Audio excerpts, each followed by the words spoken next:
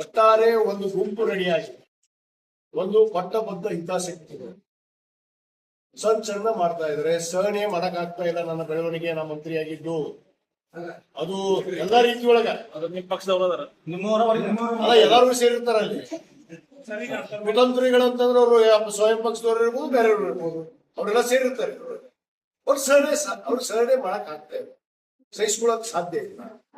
ನಾನು ಒಂದೇ ಕೇಳಕ್ಕೆ ಇಚ್ಛೆ ಪಡ್ತೀನಿ ಮಾಧ್ಯಮದ ಮುಖಾಂತರ, ಅವ್ರಾದಾಗ ನಾ ಯಾವುದು ತೊಂದರೆಯನ್ನ ಮಾಡಿಲ್ಲ ಯಾರಿಗೂ.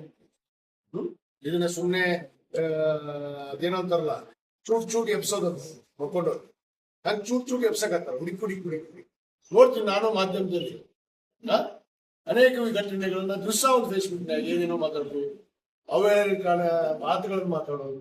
ಇದು ಎಷ್ಟು ಸರಿ? ನನಗೂ ಮಾತಾಡಕ್ ಬರುತ್ತ? ನಾನು ಅವ್ರದಾಗ ಏನೂ ಮಾಡಿಲ್ಲ.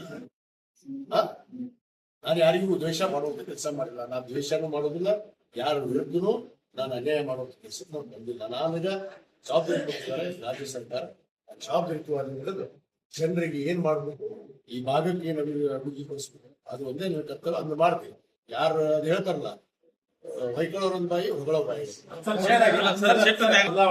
ಬದಲಾವಣೆಯನ್ನ ನೀವು ಯಾವ ರೀತಿ ಅಂದ್ರೆ ಉಸ್ತುವಾರಿ ಸಚಿವರಾಗಿದೆ, ಹಿಂದಿನ ಉಸ್ತುವಾರಿ ಸಚಿವರನ್ನು ನೋಡಿದೀವಿ.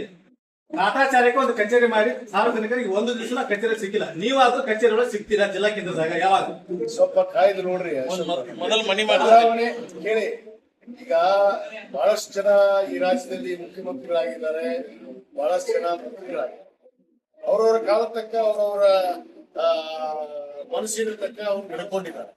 ಇವತ್ತು ನಮ್ಮ ಡಿ.ಕೆ. ಶಿವಕುಮಾರ್ ಸಾಹೇಬ್ ಈಗ ಬಂದು ಕೇವಲ 2 ತಿಂಗಳಲ್ಲಿ ಸಾಕಷ್ಟು ಬದಲಾವಣೆ, ಯುವಕರನ್ನ, ಯುವಶಕ್ತಿಯನ್ನ ಹೆಚ್ಚಿಸಬೇಕು ಅಂತೇಳಿ ಇವತ್ತು ಈಗಾಗಲೇ ಕ್ರಮಗಳನ್ನು ಕೈಗೊಂಡಿದ್ದಾರೆ. ಆ ಒಂದು ಇಚ್ಛಾಶಕ್ತಿ ನನ್ನಲ್ಲೂ ಐತಿ. ಅದನ್ನ ಬದಲಾವಣೆಯನ್ನು ತೋರಿಸ್ತೀನಿ.